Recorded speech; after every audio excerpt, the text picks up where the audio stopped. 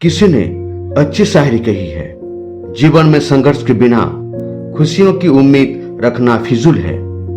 जो चलता है कांटों पर उसी की राहों में खिलते फूल है।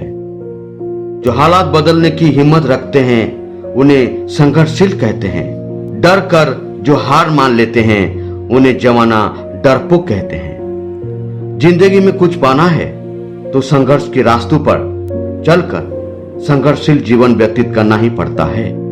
बिना मेहनत और बिना संघर्ष के जिंदगी में कुछ हासिल नहीं हो सकता है। जीवन में संघर्ष है, प्रकृति के साथ, स्वयं के साथ, परिस्थितियों के साथ। तरह तरह के संघर्षों का सामना हम सबको करना पड़ता है और सुलझाना होता है। जो इन संघर्षों का सामना करने से कतराते हैं वे जीवन से भी हार जाते हैं। जीवन भी उनका साथ नहीं देता।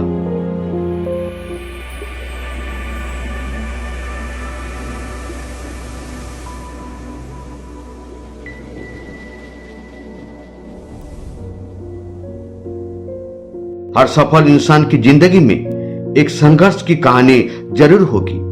दुख जीवन का एक अपरिहार्य हिस्सा है जो ये कई रूपों से आ सकता है। शारीरिक कष्ट से लेकर पारिवारिक मुद्दे या मानसिक संघर्ष जो हमें अपनी पूरी क्षमता तक पहुंचने से रोकते हैं। ईश्वर हमें संघर्ष रहित जीवन का वादा नहीं करता है, क्योंकि हमें अपना क्रूस उठाकर यीशु का अनुसरण करने के लिए बुलाया गया है, मत्ती 16 अध्याय 24 पद के अनुसार। लेकिन वो उन संघर्षों के द्वारा हमारे साथ रहने का वादा करता है।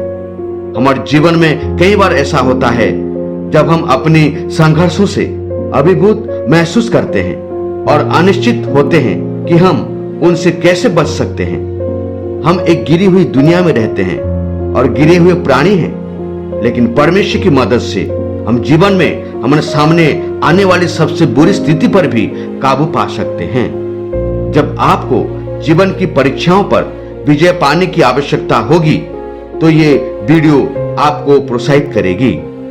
आपको पता है जीवन का सच क्या है? जीवन का सच एक संघर्ष है। जब परमेश्वर ने अपने स्वरूप एक पुत्र बनाकर पृथ्वी में भेजा, जब तक शैतान से सहमत नहीं थे तब तक कोई दुख नहीं था, कोई विपत्ति नहीं था, कोई अशांति नहीं था।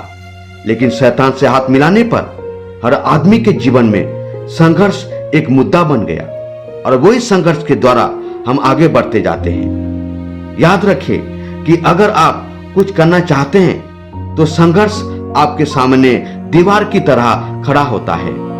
यदि कोई नकारात्मक करे तो किसी दूसरे के संघर्ष में लगा देगी, चाहे वो आपके लिए अनुकूल हो या प्रतिकूल। खुद के संघर्ष को मजबूत करें और उसी में लग जाएं। अगर आप दुखी हैं या हताश हैं या निराश में हैं या और कोई परिस्थिति में हैं, आप सोच रहे होंगे कि मैं धरती पे बोझ हूं। ऐसा ना सोचे, ये आपके लिए बुनियाद पर खड़ा होना है। संघर्ष के बाद संघर्ष है तो आपके लिए और दूसरे के लिए भी एक सफलता की कुंजी है। संघर्ष के सफलता के लिए दो हकीकत बयां करता हूं। एक बार एक आदमी ने अपने बगीचे में टहल रहा था, क्योंकि प्रकृति का आनंद लेना उसको अच्छा लगता था। टहलते टहलते किसी डाली से लटकता हुआ एक तितली का कोकून देखा। उसे ये देखने में बड़ा मजा आ रहा था। उसने एक कैमरा लिया, उसके सामने रख दिया कि क्या होगा, इस कोकून के अंदर क्या निकलेगा। हर रोज वो आदमी उसे देखने लगा, अपने कैमरे में रिकॉर्ड करता गया। और एक दिन उसने नोटिस किया कि उस कोकून में एक छोटा सा छेद बन गया है। उस दिन वो उससे और अधिक ध्यान केंद्रित करने लगा। देखता रहा। उसने देखा कि तितली उस खोल से बाहर निकलने की बहुत कोशिश कर रही है, पर बहुत देर तक प्रयास करने के बाद भी वो उस छेद से नहीं निकल पाई। और फिर वो बिल्कुल शांत हो गई, मानो उसने हार मान ली हो। तब वो आदमी घबरा गया। उसने सोचा कि क्या उसे मदद की जरूरत है? जी नहीं। सोचा कि प्रकृति उसे मदद देगी, लेकिन वो आदमी उसे देखता रहा। कोकून के अंदर तितली संघर्ष करते करते दो पंखों सहित बाहर निकला और उड़ गया। यही हुआ कि तितली संघर्ष करके बाहर निकला, ये प्रकृति के द्वारा संघर्ष करके जन्म लेना हमारे लिए एक उदाहरण है कि हमें संघर्ष के बाद जो सफलता है उसको कोई रोक नहीं सकता। मसीह की देह में संघर्ष का समाधान कई कारणों से महत्वपूर्ण है। संघर्ष से बचने के लिए ये समाधान नहीं है, ये समस्या को बढ़ा देता है, क्योंकि संघर्ष के लक्ष्य को पूरा करना शैतान के प्रत्येक हथियारों से विजय पाना है। जिस प्रकार विशेष रूप से उनमें से क्रोध, कड़वाहट, आत्मघात और ईर्ष्या सम्मिलित होती है जो शैतान के द्वारा आता है। यदि नकारात्मक के द्वारा संघर्ष को ठुकरा देते तो क्या होगा? एक बार एक आदमी को अपने गार्डन में टहलते हुए किसी टहनी से लटकता हुआ एक तितली का कोकून दिखाई पड़ा। अब हर रोज वो आदमी उसे देखने लगा और एक दिन उसे नोटिस किया कि उस कोकून में एक छोटा सा छेद बन गया है। उस दिन वो वहीं बैठ गया और घंटों उसे देखता रहा। उसने देखा कि तितली उस खोल से बाहर निकलने की बहुत कोशिश कर रही है, पर बहुत देर तक प्रयास करने के बाद भी वो उस छेद से नहीं निकल पाई। इसीलिए उस आदमी ने सोचा कि वो उस तितली की मदद करेगा। उसने एक कैंची उठाई और कोकून की छोटा सा छेद को इतना बड़ा कर दिया कि वो तितली आसानी से बाहर निकल सके। और यही हुआ, तितली बिना किसी संघर्ष से आसानी से बाहर निकल आई, पर उसका शरीर सूजा हुआ था और पंख सूखे हुए थे। वो आदमी तितली को यह सोचकर देखता रहा कि वो किसी भी वक्त अपने पंख फैलाकर उड़ने लगेगी, पर ऐसा कुछ भी नहीं हुआ। अपने मुंह को बाहर निकलते हुए बिना संघर्ष करके बाहर निकला। बेचारी तितली कभी उड़ नहीं पाई और उसने अपनी बाकी की जिंदगी इधर उधर घिसटते हुए मर गई।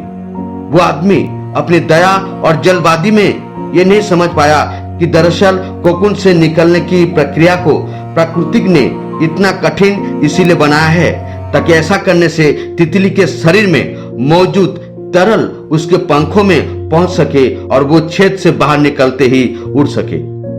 वास्तव में कभी कभी हमारे जीवन में संघर्ष ही वो चीज होती जिसकी हमें सचमुच आवश्यकता होती है।